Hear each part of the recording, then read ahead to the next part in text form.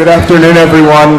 My name is Jeff Greene, Director of the Mitchell Center. I just want to thank you again for being here. I want to thank the program committee who's been responsible for this conference and the monthly series of events that will follow. Annette Leroux, the program chair, Julie Lynch in political science, Gina Alston in law, Eric Orts from Wharton, Martha Farrar from psychology, and also Matt Roth, the assistant director of the Mitchell Center. And I'm also very grateful to introduce my colleague in political science, Dan Hopkins, who will be moderating today's keynote address. Thank you, Dan. Great, so it is my pleasure to be here. I want to thank Jeff. This is a really important endeavor, and my challenge is to introduce our colleague Raj Chetty. Before doing so, just one quick announcement about the conversation and the Q&A that will follow.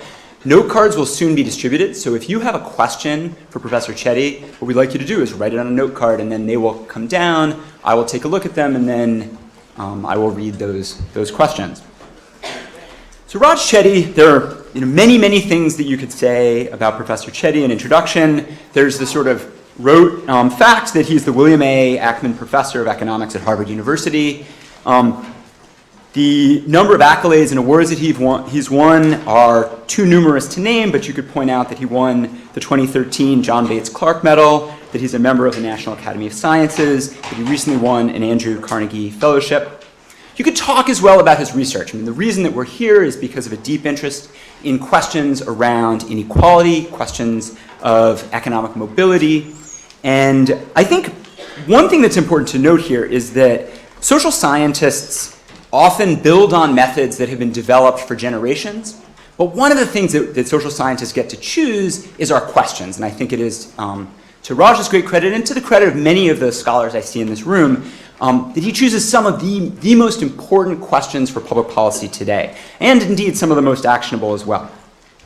That said, you could take Raj's work on mobility, on economic inequality, you could set it aside, and you would still have a tremendously impressive research career that is focused on other questions, including investment, taxation, interest rates, econometrics, education. So Raj has contributed extraordinarily to a wide range of literatures within social science, within economics. He also has a remarkable commitment to data and to identifying optimal data sources, whether it's data from Facebook or from the Internal Revenue Service, and both making the data available and making the tools through his teaching available so that people can follow in his footsteps.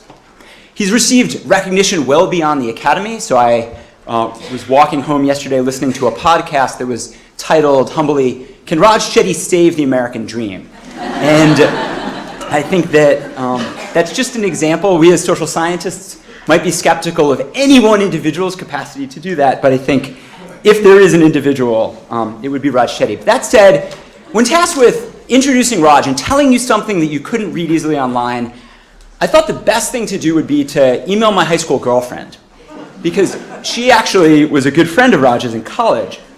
And so what she wanted me to point out was that at a time when she was struggling with very introductory statistics, she thinks it was something about a chi-square.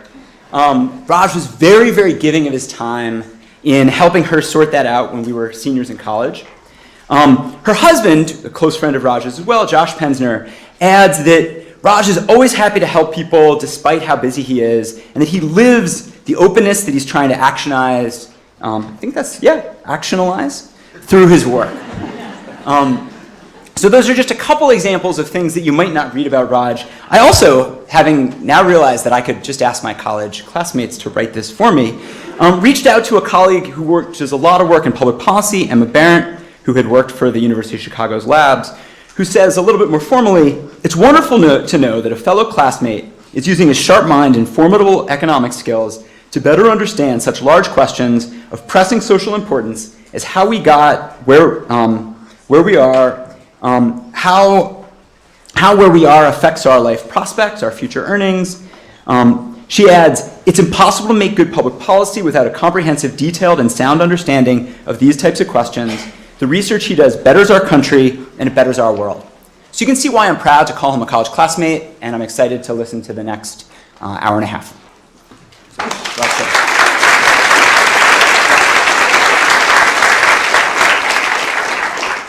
Thanks so much, Dan, for the really warm introduction and the very personal introduction as well. And it's really an honor and a privilege to be here with all of you here at Penn. So I'm going to talk today about how we can improve equality of opportunity in America and focus in particular on changes we can make in our local communities, in our institutions like this college, in our neighborhoods and so forth. But I want to start at a much bigger picture level to motivate the topic by talking about the American dream, which is of course a multifaceted concept that means different things to different people. But I want to start with one way in which we can measure it systematically in the data, a way that the American dream has traditionally been conceptualized in the United States, which is the idea that America is a place where through hard work, any child should have the chance to move up in the income distribution relative to their parents. So in a paper with my colleagues in 2017, we set about to answer the simple question of whether America actually lives up to that aspiration. Is it true that in America most kids go on to achieve a higher standard of living than their parents? And without getting into the details, essentially what we did is measured kids' incomes in their mid-30s, measured parents' incomes in their mid-30s, and essentially asked what fraction of kids earn more than their parents did, adjusting for inflation, looking at that data by the year in which the child was born. And so what you can see here is that for kids born in the 1940s and 1950s in America, it was a virtual guarantee that you were going to achieve the American dream of moving up relative to your parents. 92% of children born in 1940 went on to earn more than their parents did. If you look at what has happened over time, you see a dramatic fading of the American dream, such that for children born in the 1980s who are turning 30 today, you only have a 50-50 shot of doing better than your parents. Now that broad trend, I think, is not just of interest to economists, a fundamental change in the economy, but also I think it's of great interest from a social perspective and from a political perspective, because I think it underlies a lot of the frustration that people around the country are expressing that the US is no longer a country where it's easy to get ahead. And so motivated by that trend, the topic that we're focused on in our research group at Harvard, and the topic that I'd like to address today, is the big picture question of what is driving that trend and how can we increase upward mobility going forward. Now, this is an issue that people have thought about, as Dan pointed out. We're building here on decades of research by social scientists on methods, on addressing these particular topics. I think a rough summary is that empirical evidence on economic mobility, while it's been an issue people have been concerned about for a long time, empirical evidence has been lacking fundamentally because of a lack of longitudinal data.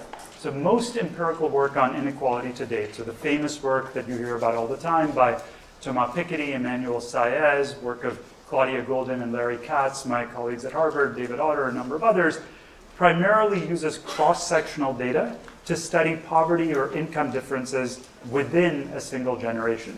And while that's incredibly important and valuable to understand, I think there's also a lot of interest from a social and policy perspective in understanding mobility across generations or changes in income over time.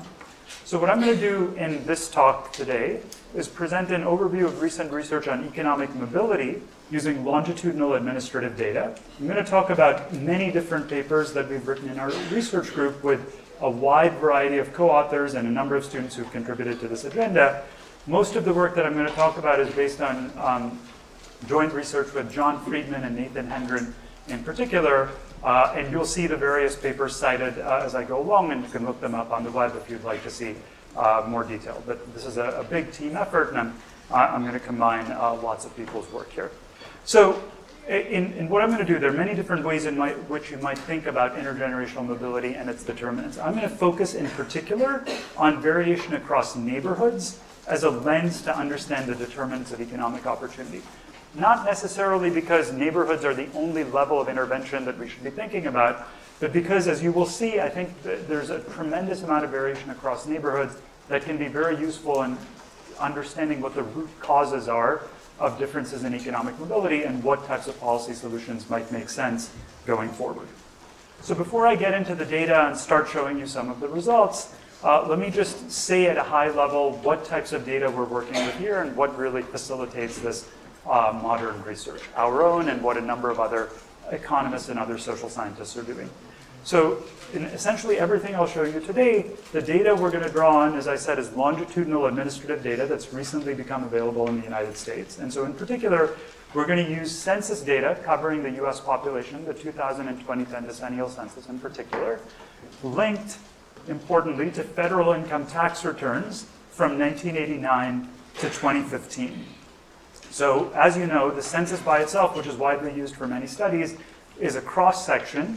By linking the census to the tax data, we're able to turn it into a longitudinal panel where we can follow people year after year for roughly 30 years. And importantly, also link parents to kids, obviously crucial for studying intergenerational mobility, by using information on dependent claiming on tax returns. So when you claim a kid as a dependent in the US, you typically write that child's social security number on your tax return. And we're able to use that information to link 99% of children in America back to their parents. So what I'm going to show you, we're going to focus on a subset of that data, which covers the universe of Americans. I'm going to focus in particular on 20.5 million children in the 1978 to 83 birth cohorts who grew up in the United States. So I think, Dan, you and I are both in that sample that we'll be talking about today. And so that's essentially all kids born between 1978 and 83 in the US or who came to the US as authorized immigrants during their childhood. I'm going to talk a lot about income mobility in particular. And so just to be clear on the measures we're using, we're going to use parent and child income measured in pre-tax dollars at the household level typically, rather than the individual level. And I'll point out when that distinction is important.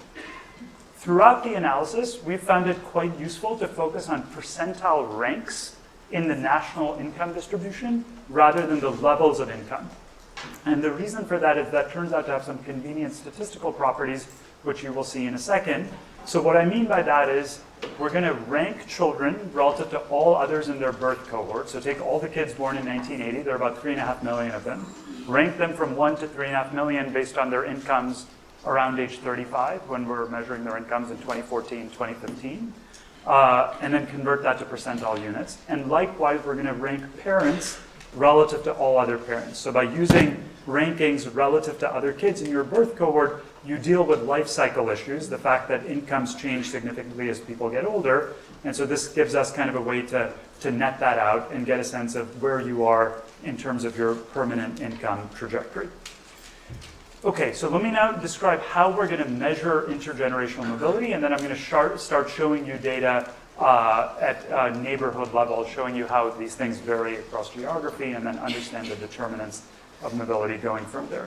So starting first at the national level, this simple series shows you what intergenerational mobility looks like in the United States as a whole. So what we're doing here is plotting the average income rank of children in adulthood against their parents' household income rank. So there are 100 dots here, one for each percentile of the parental income distribution, and we're simply plotting the mean child household income rank within each of those bins. So another way to say this is that this is a non-parametric depiction of the conditional expectation of kids' income ranks given their parents' income ranks.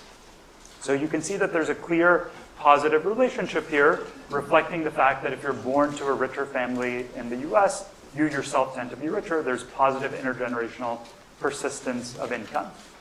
So to give some specific examples, if you happen to be born to parents at the bottom of the income distribution, you end up in roughly the 30th percentile on average.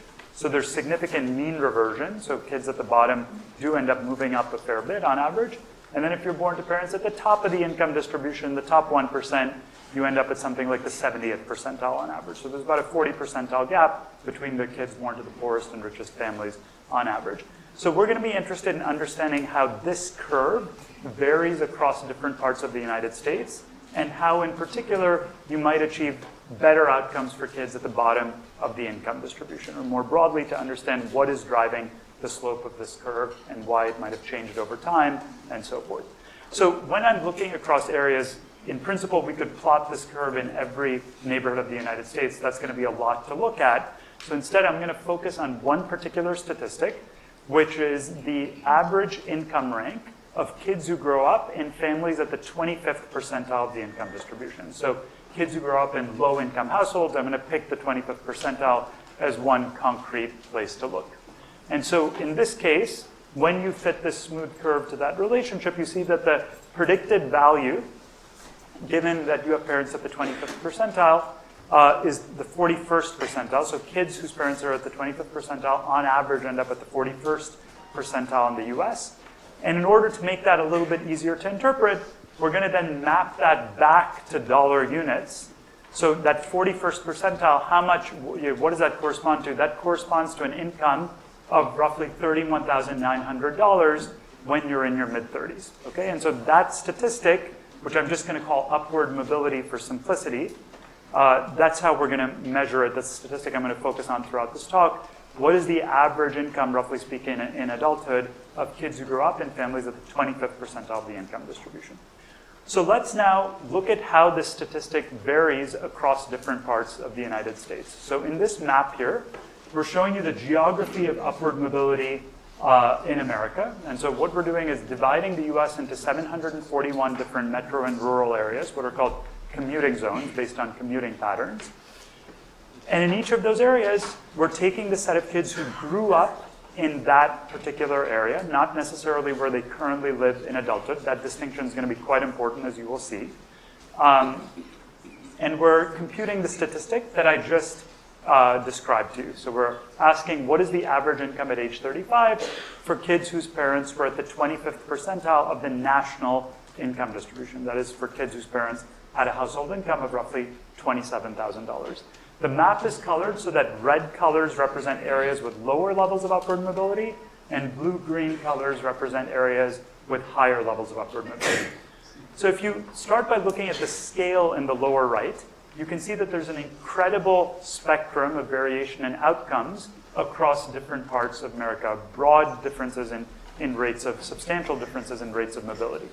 So to pick some examples, if you take, for instance, a place like Dubuque, Iowa, in some of the darkest blue colors, you see that kids growing up in families earning $27,000 a year, on average, they're ending up in a part of the income distribution where in their mid-30s they have incomes around $45,000 per year, so a substantial amount of upward mobility across one generation.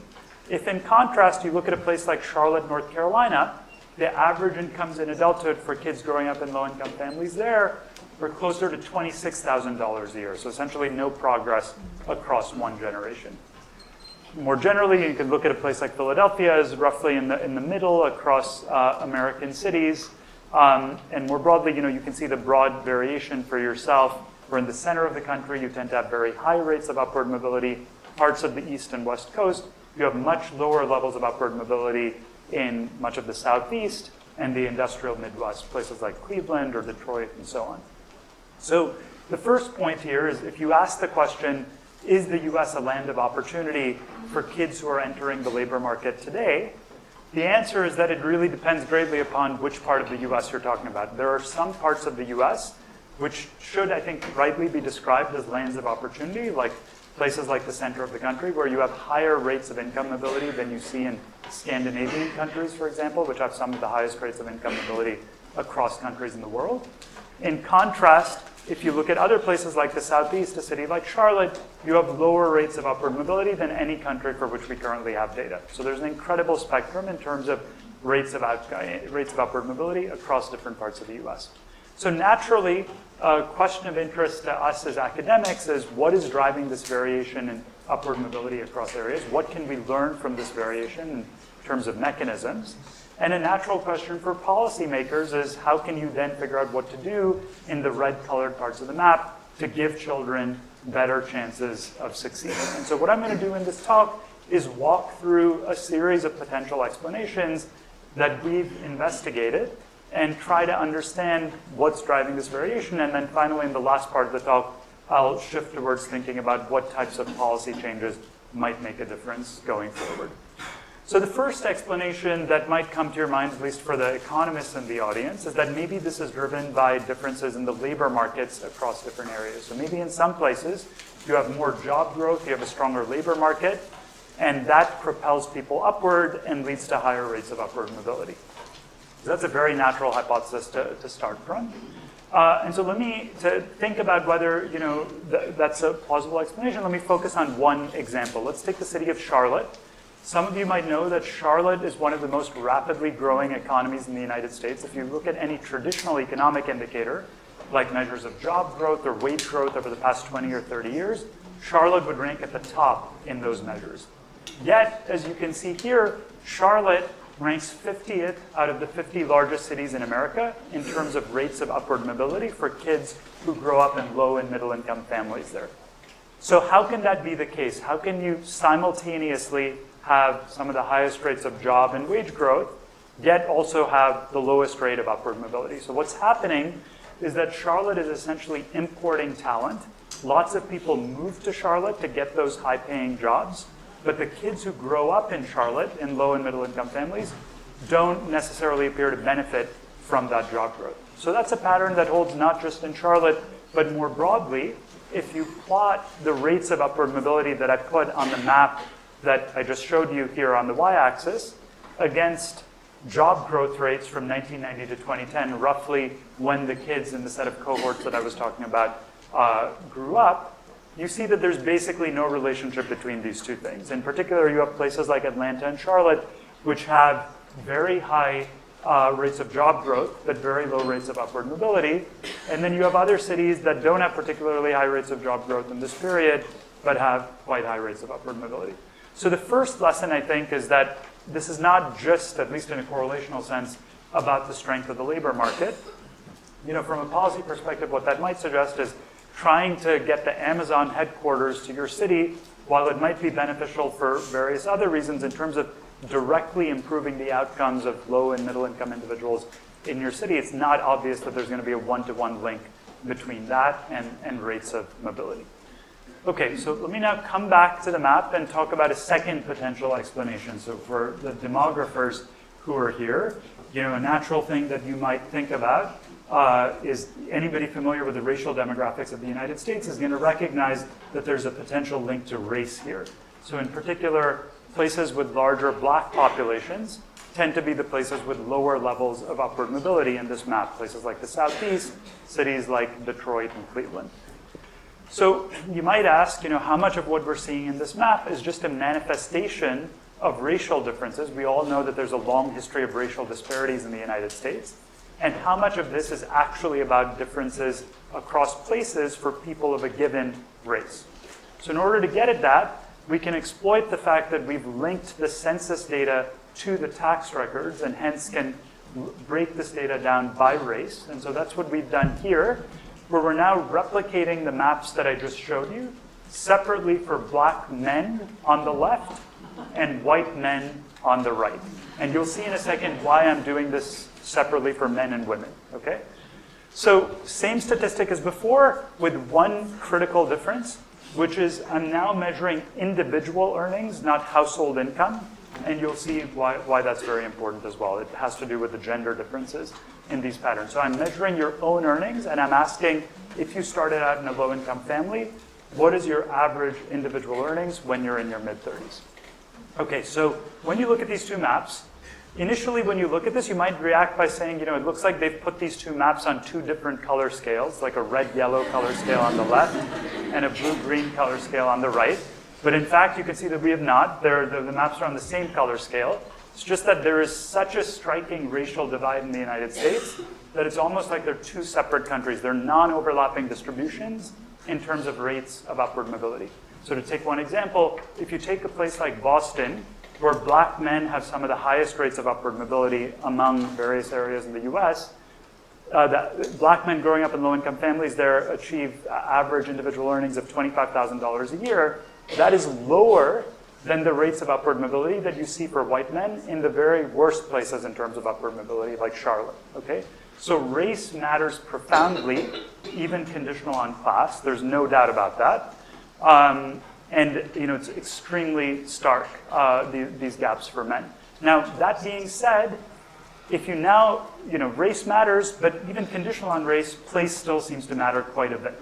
So if you look within white men, you still see that within Appalachia, for example, you have much lower rates of upward mobility than you do in much of the rest of the country. And as we dig into this in more detail, you will see that there are substantial differences across neighborhoods, even conditional on race. But there's no doubt that race is a big factor in driving differences in economic mobility in America. So I showed you these maps for men. Now let me repeat this for women, and you see a very different pattern. Notice that the colors on the two maps now look much more similar. So in particular, what we show in this paper is that rates of mobility for black and white women look quite similar to each other. Conditional on parent income, black and white women actually have relatively similar outcomes, similar college attendance rates, similar hours of work, similar wage rates, similar incomes. And so what that suggests is, and here I want to emphasize, this is all individual incomes, right? So if you were to look at household incomes, obviously you're going to see very big differences between black and white women because you're going to add back effectively the map that I showed you before for men into the picture, right? So I don't want you to interpret this as saying kind of the well-being of black women and white women is basically the same conditional on parent income, because household issues can matter quite a bit there, and there are various other factors that come into play. But if you think about individual income dynamics, it seems like racial disparities are heavily driven by differences between outcomes for black and white men in particular. And so why exactly that's the case, I think that remains an important issue to investigate. As I'm sure you're thinking, there are important differences by gender, for example, in rates of incarceration. So there are very high rates of incarceration for black men raised in low-income families. The issues related to criminal justice and things like that have something to say about this. That could be part of what's driving these differences, as well as a number of other factors that I'm happy to talk about in the question and answer period. Okay, so big differences between men and women that intersect with these differences by race. Now, throughout this talk, I'm going to focus mainly on upward mobility. So how do you help kids from lower income families rise up in the income distribution? But particularly when thinking about race, I think it's also instructive to think about the opposite channel, so downward mobility, thinking about kids who start out in high income families and asking where they end up in the income distribution. And so I want to spend a moment on that, turning to this chart here, which shows you the income dynamics of black and white men raised in high-income families. So what we're doing here is taking a set of men who are raised in families in the top fifth of the income distribution, and we're essentially plotting a transition matrix. That is, in what fifth of the income distribution do these kids end up in? Which quintile do they end up when we measure their earnings in adulthood? And so, is it from the bottom fifth all the way to remaining in the top fifth? The purple dots are for black men, the green dots are for white men. And what you can see is that there's a striking divergence here. White men tend to float sort of at the top of this chart. If you're born to a high-income family in the US, as a white man, you tend to remain in the upper class or the upper middle class. In contrast, for black men, your odds of staying in the top fifth are almost as high as your odds of almost the same as your odds of dropping all the way to the bottom fifth. So even conditional on starting in a high-income family, your odds of falling below the middle class are extremely high for black men. More generally, when we look at these data in more detail, we find that black men who live in the most affluent neighborhoods have comparable income and, as best we can measure it, wealth to white families. They're living in a very similar family structure, etc. They still have much higher rates of downward mobility than white men who grew up in those affluent areas. And so, the reason that's so important is because it suggests that even if you have high rates of upward mobility from one generation to another, if you then have high rates of downward mobility in subsequent generations, you're never going to get a convergence. You're never going to get racial disparities to close over time. So one way to think about it visually is you might say for white Americans, achieving the American dream is like climbing an income ladder. For black Americans, it's more like being on a treadmill. Even after you've climbed up in one generation, there are tremendous structural forces that seem to push you back down, and then you have to make that climb again. And you can see why in that treadmill kind of environment, you're going to have a persistence of racial disparities across generations. What that, I think, suggests from a policy perspective is, while many focus on how you improve the outcomes of black youth living in disadvantaged families and low-income areas, it's equally important to think about how you help families that have reached the middle class or the upper middle class stay there. I think that's the only way you're going to get a convergence in the racial income gap over time. Okay, so I have spent a bunch of time now showing you these patterns at a national level and showing you how race might play a role, factors like job growth, and so forth. So what I want to do next is show how the origins of a lot of these differences are not actually at a regional or a state level, but much, much more local than that. And so in order to do that, I'm going to toggle over to this tool called the Opportunity Atlas, which we put out a few months ago, which is publicly available. So you can go to this website, opportunityatlas.org, and look at these data for yourself if you'd like. And so the way this works is you can enter any address you want here. It's sort of like a Google map, and zoom into any particular neighborhood. So I'm just going to put Philadelphia, and we're going to zoom into Philadelphia and look at the data now, census tract by census tract here in Philadelphia. And so the first thing that I want to point out is notice that the spectrum of colors that you see on the screen is the same as the spectrum of colors that you saw on the national map, right? So what that says is the range of upward mobility that you see within Philadelphia, and this is the same across essentially all cities in America, the range of upward mobility is the same as the range you see at the national level. So a different way to put that, you can drive 2 miles down the street in Philadelphia, and it's like you're going from Alabama to Iowa in terms of rates of upward mobility. Okay, so what that suggests is that the roots of these differences in upward mobility across places are hyper-local. It's not about broad regional differences. Now in Philadelphia, you'll see that the patterns line up closely with race, right? So in particular, you see the pattern that I was describing before, that the center of the city with a larger African-American population, you see lower rates of upward mobility there. So what you can do with this tool is look, not just at the data for all people together, people of all races and ethnicities, but you can break this down by race and ethnicity. So we've released these statistics separately for each racial group by gender, et cetera. And so I'm going to click here on blacks. And so what you can see is even within the city of Philadelphia, you see very poor outcomes in some of these census tracts here near the center of the city.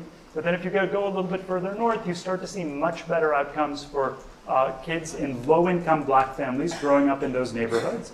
So some of these, as you go further north, it's more affluent areas, but some of these areas are still affordable for relatively low-income black families, and you see substantially better outcomes there than you do in other parts of the city. Okay, so you see lots of variation, even conditional on race, at extremely short distances. Okay, so that's an example in Philadelphia. You all will know these neighborhoods much, much better than I do. I'm happy to come back and talk about this in more detail. But what I want to do is try to understand now, recognizing that this variation is emerging very, very locally, what might be driving those patterns, not just in Philadelphia, but more generally.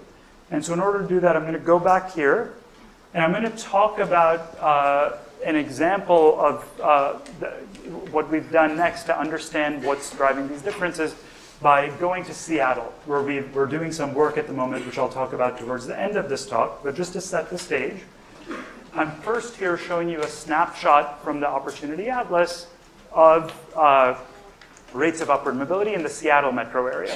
So Seattle, very much like in Philadelphia, you see the full spectrum of colors from deep red in the central district in the center of the city, where kids growing up in low-income families there have average incomes of $26,000 a year, household income in adulthood, as compared to in south of the city in a place called Normandy Park, they have much, much higher levels of income, okay?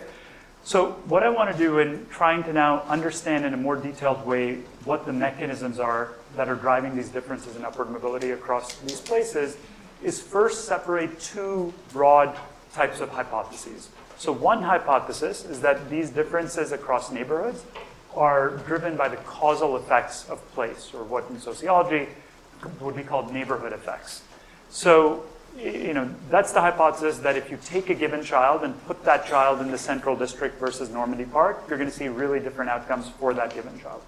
A different hypothesis, which I think is equally plausible, at least ex ante, is that this is driven by selection or sorting patterns. So we've already seen that there are important differences by race. Perhaps there are important differences on other dimensions as well. The types of people living in the center of Seattle might be different from the types of people living in the in the outlying areas or in one city versus another. And so maybe this is not fundamentally about place. Maybe it's about heterogeneity in the types of people living in different areas. So resolving that is obviously crucial for figuring out how to proceed, because if this is about the causal effects of places, then the types of mechanisms you want to think about and the types of interventions you might pursue, place-based policy, for example, become much more plausible than if you think it's fundamentally a story about different people and different places, where you would take more of a people-based approach, for instance, the way you think about tackling racial disparities. So we have done a series of studies building on prior work, trying to investigate how much of this variation is due to the causal effects of place versus selection. And that's a very challenging thing to figure out. I think it's at the core of large literatures in sociology and in economics. And so what I'm going to do here is summarize, in the interest of time and given the varied backgrounds of folks in the audience, rather than getting into the statistical details of these studies, I'm going to summarize what we find with a simple example. So what we do, I'm first going to describe a quasi-experimental study and then turn to a randomized experiment. In the quasi-experimental study, we look at about 3 million families that move across different census tracts and ask how their kids' outcomes change depending upon the age at which they move. And so I'm going to summarize the finding from that analysis of 3 million movers across different census tracts with a simple example. And then for those who are interested, I'll spend a minute describing what the basic identification assumptions are underlying this research design and why we think this yields credible estimates of causal effects. So let me start with this example. Imagine a set of families that start out in the central district. As we saw in the map that I showed you before, if you grew up from birth in the central district, you have an average income in adulthood of $26,000 a year in your mid-30s. So what we're going to do is take a look at a set of kids who moved from the central district to Normandy Park, a place that we saw had much higher rates of upward mobility for the kids who grew up there from birth. And we're going to start by looking at kids who move when they're exactly 2 years old. We take those kids who move when they're exactly 2 and track them forward 30 years in the tax data to measure their own incomes when they're in their mid-30s. And that first dot there shows you that the average incomes of kids who made this move when they're age 2 is $39,000 a year in adulthood. Okay, so that's for the kids who move when they're exactly 2. Now let's repeat that analysis for kids who move when they're 3, 4, 5, and so on. And what you see is a very clear, smooth, declining pattern. The later you make that move from the central district in Normandy Park in this example, or actually the way we estimate this more generally, the later you make that move from a redder colored part of the map to a bluer colored part of the map, the less of a gain you get. And if you move after you're in your early 20s, the relationship is completely flat and there are no further gains at all.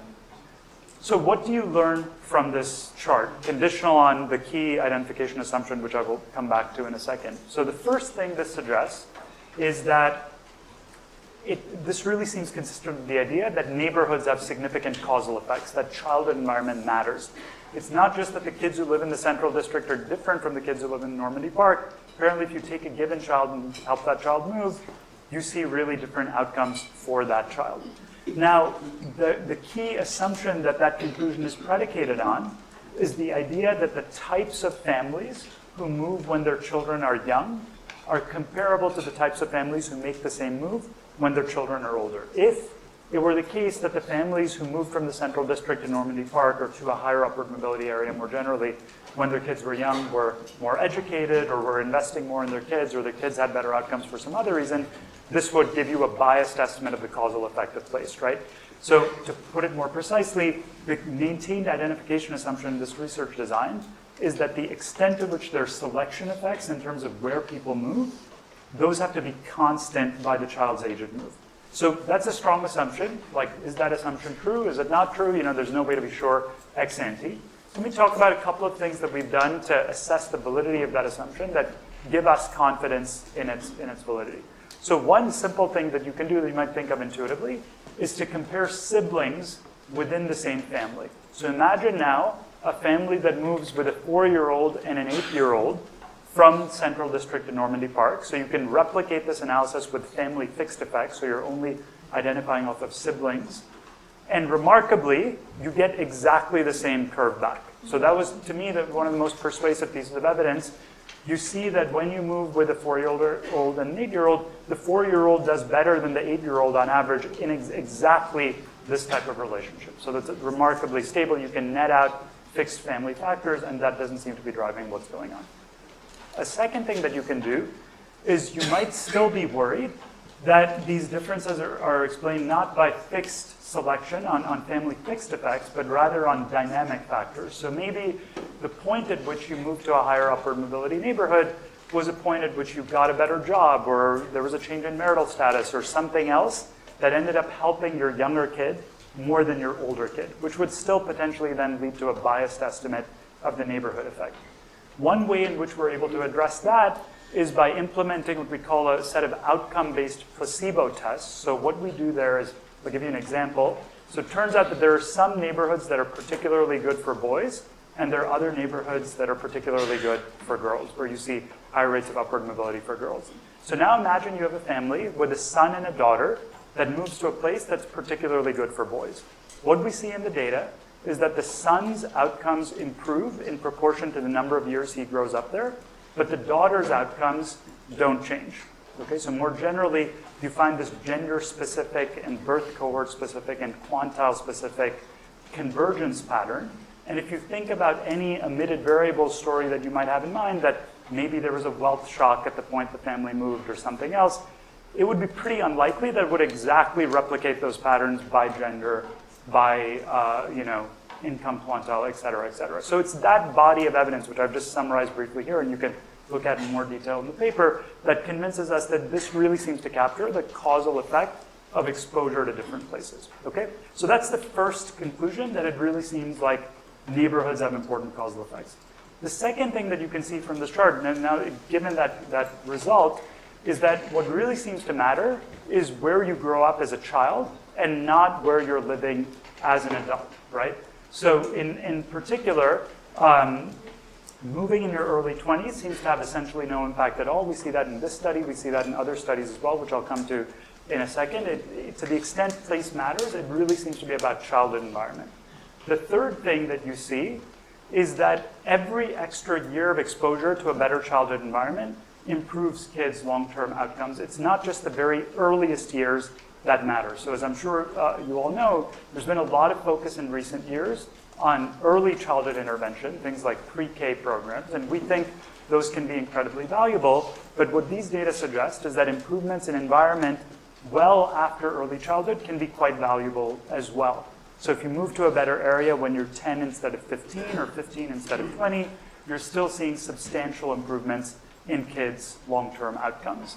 And so, I think the key point is that environment matters throughout childhood, not just in any one particular period. Okay, so I now want to briefly talk about a second approach to thinking about causality in this context, which is turning to the moving to opportunity experiment, which is a randomized study where, just to very briefly summarize it here, families were given housing vouchers to move to lower poverty areas if they wanted to do so. And the way this worked is basically showing you an example in the city of New York. This experiment was conducted in 5 large cities in the United States in the 1990s. So in New York, the way it worked is they took a set of families living in the Martin Luther King Towers, which is a very high poverty public housing project in New York. And families were divided into 3 groups. The control group basically just got the option to stay there. The Section 8 group got a Section 8 housing voucher to move wherever they would like. So it's rental assistance for rent housing, wherever you'd like. And then the experimental group got a similar housing voucher, but they had to use it in a low poverty census tract, a place that people thought would be higher opportunity, would lead to better outcomes. And so we've gone back to this moving to opportunity experiment data and looked at its long-term impacts, and I'm just going to briefly summarize what we find. As you will see, it's quite consistent with what I was showing you from the quasi-experimental analysis. So looking at the treatment effects, just essentially comparing means across these 3 groups, we're looking at average earnings in adulthood for the control group, the Section 8 group, and the experimental voucher group. And you can see that the experimental voucher group, among kids who moved when they were young, below the age of 13, they're earning 30% more than the kids in the control group. And if you look at a variety of other outcomes, things like the college attendance rates or employment rates, et cetera, you see commensurate changes. Now, if you look at kids who moved at older ages, between the ages of 13 and 18, you don't see significant changes. If anything, you actually see slightly negative impacts for kids who moved to the higher opportunity areas. And then if you look at adults, which is what people had primarily done in an earlier era of studies because they were following the adults and that's where you could see the impacts most immediately, you see nothing at all, basically. So notice that this pattern is very consistent with that downward sloping pattern that I showed you, that you see the biggest gains for kids who move at younger ages. It's consistent with this model of a dosage effect, that the environment matters in proportion to the number of years you spend in it. And it turns out now that that result has been replicated in a number of studies in different countries using a variety of different research designs, experimental and quasi-experimental, where it's a very stable pattern that you find these dosage effects. The earlier you move to a better area, the better your outcomes are. Okay, so I think given this, there's I would say a broad consensus in the field now that neighborhoods do really seem to matter in proportion to childhood exposure. Okay, so the last piece of evidence I want to show you before turning to some of the policy implications is I've argued that there are certain parts of America where certain neighborhoods, in Philadelphia, for instance, where kids have much better chances of rising up than others. So a natural next question then is, what is it that's actually driving those differences in upward mobility across these places?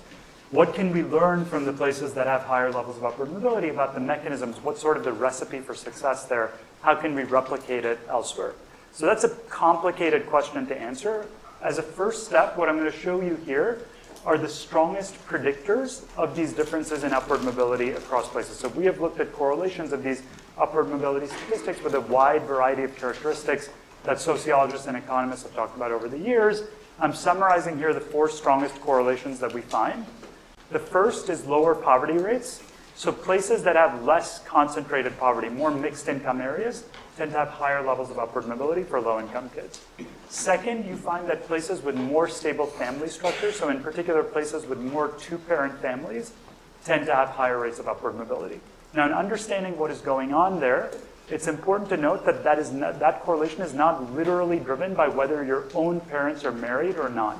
And the way that you can see that is if you look at a set of kids whose own parents are married, so you were growing up in a 2-parent family, if you live in an area with more single-parent households, you still see a strong correlation with rates of upward mobility.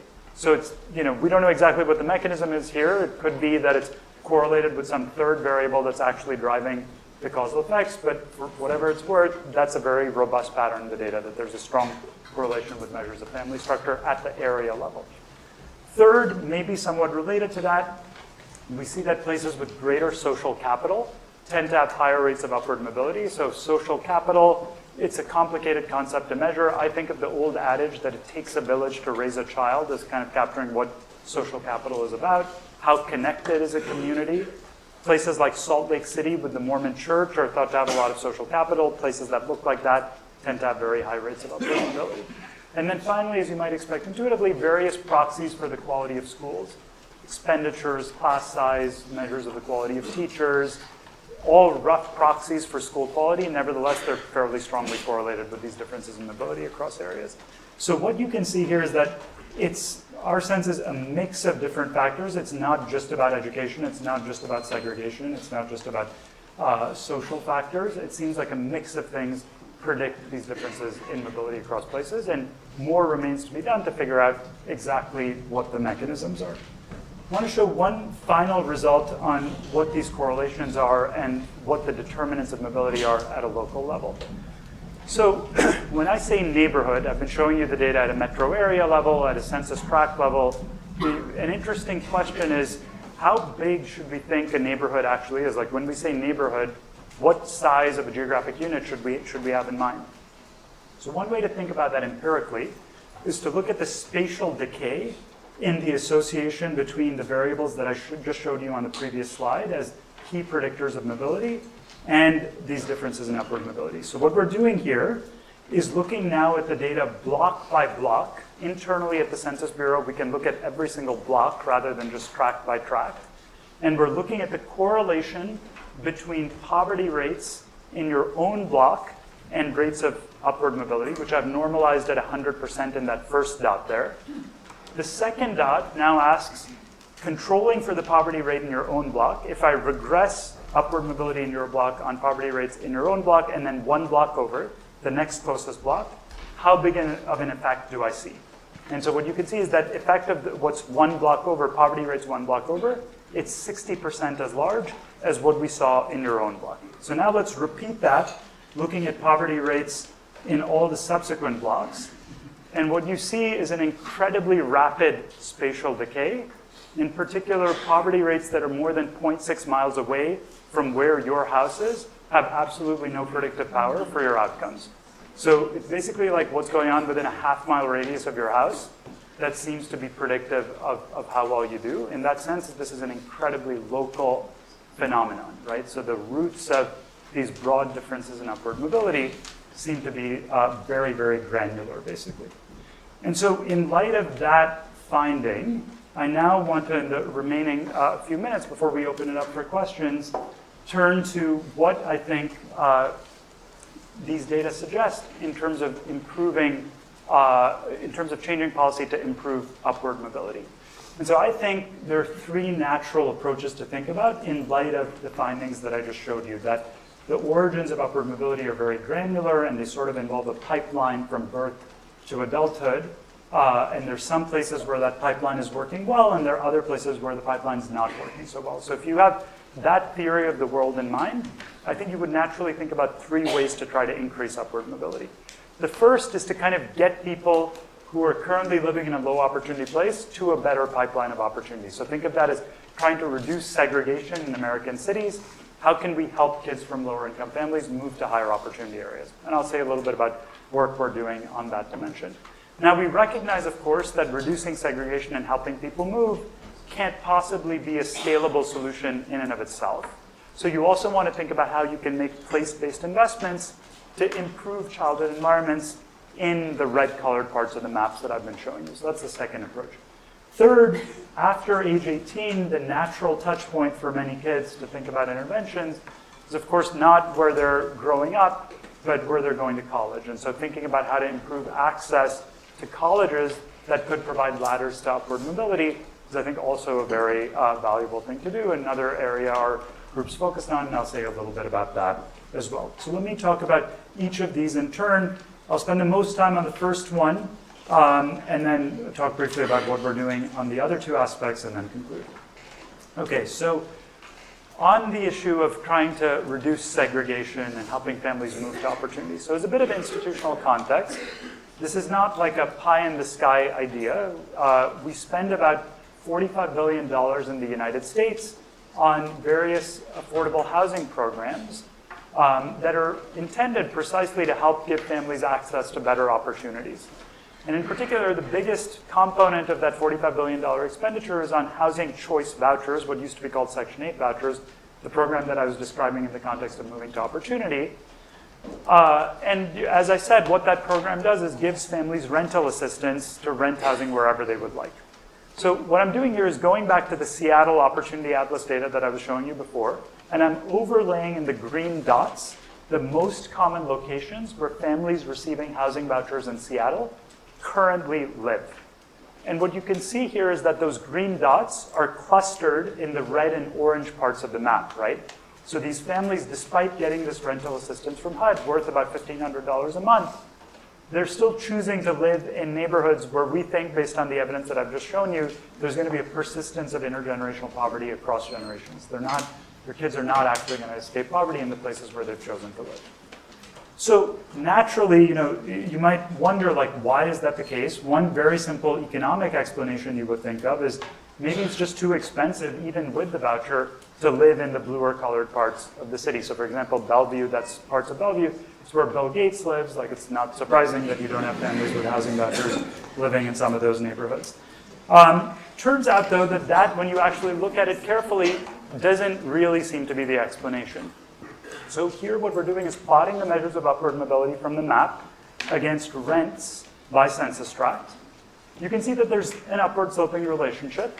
However, there's a tremendous amount of dispersion around that line. So in particular, you can take a place like Federal Way or West Kent, which are commonly chosen neighborhoods by voucher holders, and you can basically move straight up on this chart. You can move to a place that is equally expensive or maybe even less expensive than the place where you're currently living, and your kids would have dramatically better outcomes.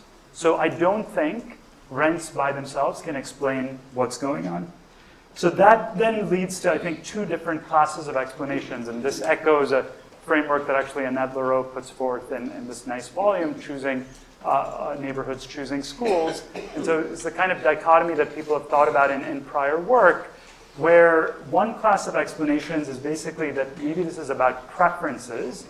So maybe families want to stay in the neighborhoods where they're currently living because there are various other amenities. It's close to your family, it's close to your job, maybe less commute, etc. There could be other perfectly good reasons that you don't want to move to other parts of Seattle. A very different explanation is that this is perhaps about barriers.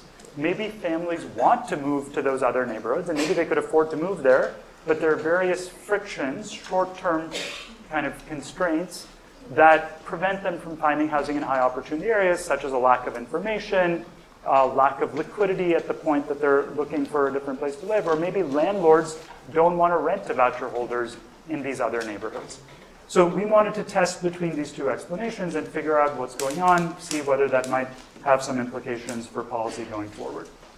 So we designed, in collaboration with the Seattle and King County housing authorities, a randomized controlled trial called Creating Moves to Opportunity, where we took about 1,000 families that had applied for housing vouchers and divided them into two groups, some of which received traditional services and some of which received additional services that I'll describe in a second to move to high opportunity areas. So the way this experiment was designed, the first thing we did is basically took the opportunity atlas data and identified a set of neighborhoods as high opportunity, so basically the top third of the distribution in terms of rates of upward mobility, shown in the shaded blue here. And then for families that were randomized into the treatment group, we provided three types of services. We provided customized search assistance, so think of this as a housing navigator who spends on average 6 hours with you looking for listings, telling you about, here's this neighborhood you might not have considered where we think your kids will do really well, and there's a landlord there who might be willing to rent to you, etc. Second, there was direct engagement with the landlords, so we told them we're going to simplify the inspection process, we're going to give you an insurance fund if anything goes wrong, we're going to try to make this program work for you, to recruit you to want to be part of it. And then third, we provided some short-term liquidity. At the point that you're looking for housing, we gave on average $1,000 of financial assistance for things like security deposits, fees, etc., exactly when you needed it. The total cost of the services was $2,600 per family, so that's a significant sum. But when viewed relative to the cost of the program, so remember, it's $1,500 a month, these vouchers. The average family uses these vouchers for many years, so we estimate that the incremental cost of these upfront services that we're providing is only 2.2% of the total cost of the program. So from that perspective, it's not a significant increase in costs. And so what did that do? Here are the results. So in the control group, 14% of families moved to neighborhoods that we designated as high opportunity.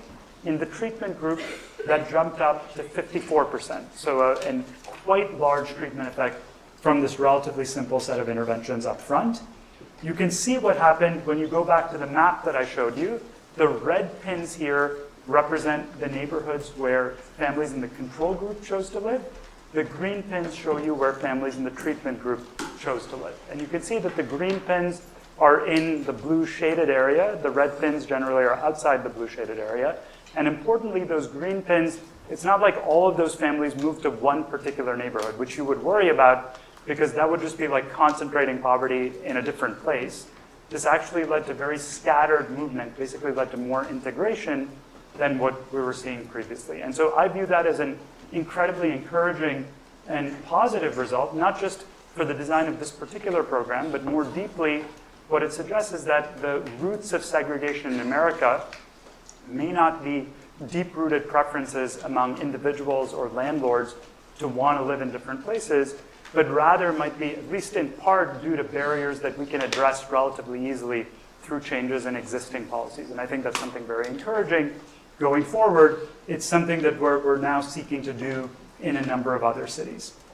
Now, you might be wondering, what exactly were the barriers that this group of interventions helped overcome? And so in parallel to this quantitative work that I've been describing, we've been doing a qualitative analysis with our collaborator, Stephanie DeLuca, who's a sociologist at Johns Hopkins, who interviewed 130 families who were making these moves. And so the types of things that you can see families describing go well beyond the traditional monetary frictions that we might think about as economists and search models, for example, of housing.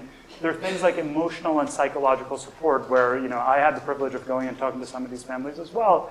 You see families saying, I applied to 50 landlords, was turned down by every one of them. This is an incredibly demoralizing process. Now that you guys provide this support, it completely changes everything. I have somebody I can count on who will go with me, talk to the landlord, etc., and help me in exactly the way that I need. And so I think that approach of sort of having a caseworker above and beyond just being granted the voucher seems extremely important in figuring out how we make these programs more effective. So I want to spend just a couple minutes briefly mentioning what we're doing on the other fronts, and then we can turn to questions. So as I said, we think this desegregation approach is promising. We're working to scale it across the country, and I think there's potentially good things we can do with that, but there's going to be a limit to how much you can accomplish with that approach. And so I want to briefly talk about how we might think about improving children's outcomes in the lower opportunity places.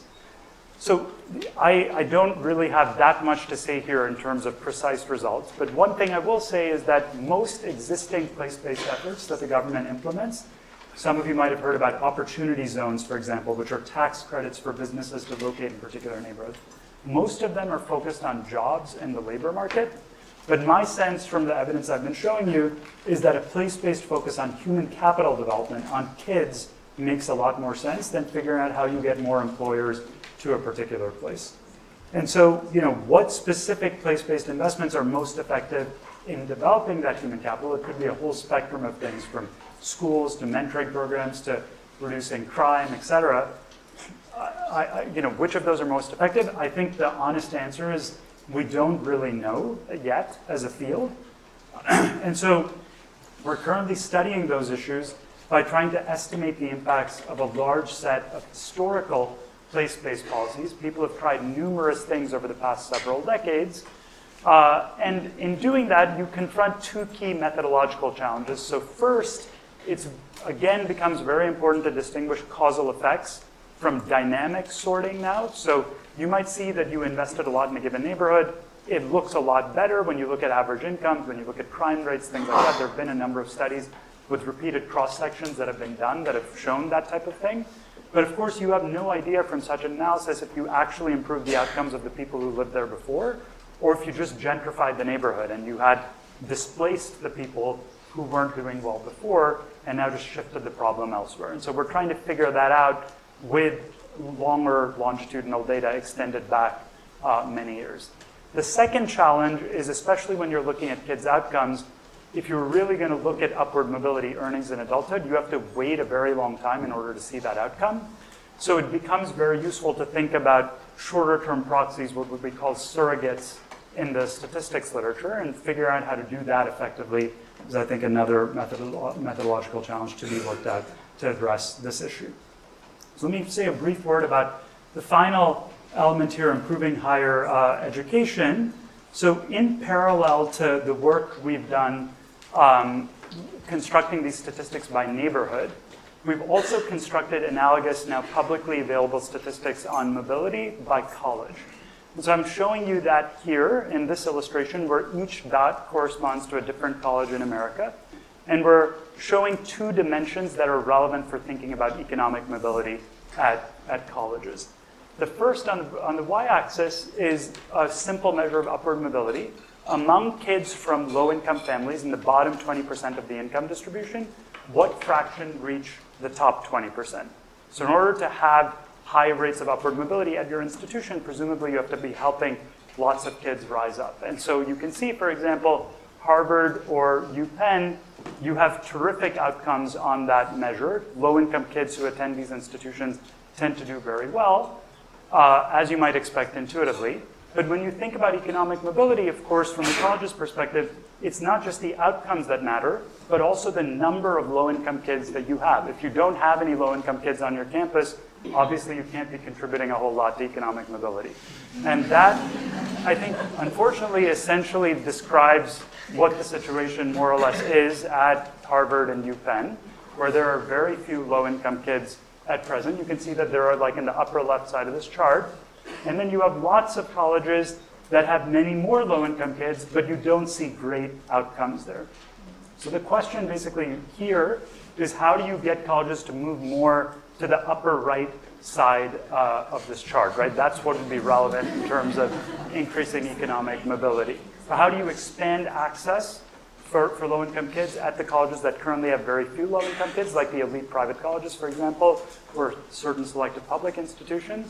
And how do you improve outcomes at the places that have lots of low-income kids? Now, we're doing some work on this area. I think there are a number of other scholars, some of whom are here. So, for example, Sue Donarski, who you'll hear from a little bit later this afternoon, I think has done some of the best work on this area with this exciting project called the HAIL experiment at the University of Michigan, where they've really been able to have significant impacts on access to a school that has very good outcomes. And more broadly, we are trying to build on that work by using internal data on admissions and application rates from different colleges around the United States linked to the tax data to understand more precisely why we have such an underrepresentation of low-income kids at certain institutions. So let me end by just describing how those who are interested here can learn more and potentially use some of the resources that I've been describing here. So one thing I've been doing at Harvard, I know a number of people here are teaching classes related to these issues. I've been teaching for introductory, at the introductory level at Harvard, a class called Using Big Data to Solve Social and Economic Problems. This is a course that's now online, and all of these materials are on the web. They cover a number of topics related to what I've been discussing here: inequality, disparities, applying big data to think about a wide variety of these issues. And one of the things that's been nice about teaching this class, which I hadn't anticipated, is that it generates a lot of interest among undergrads, but it also importantly leads to a much more diverse student body. So as I'm sure you're aware, economics in particular does not have a particularly diverse group of people in the profession by gender, by race, and so forth. And I think what's been exciting about this class is it's attracted, 50% of the class are women, much more diverse racially and so forth. And so hopefully some of those materials might be interesting to some of you who are teaching similar things. So let me end by saying thank you and coming back to all of you. I think, hopefully the message you take away from what I've shown you here is the roots of problems like the American dream. I started out at that very big picture level. I think they're incredibly local. They can be changed in our own communities, in our own colleges. And I hope some of the data that we have here, all of this is publicly accessible, will be useful to all of you in your own work. Thanks so much.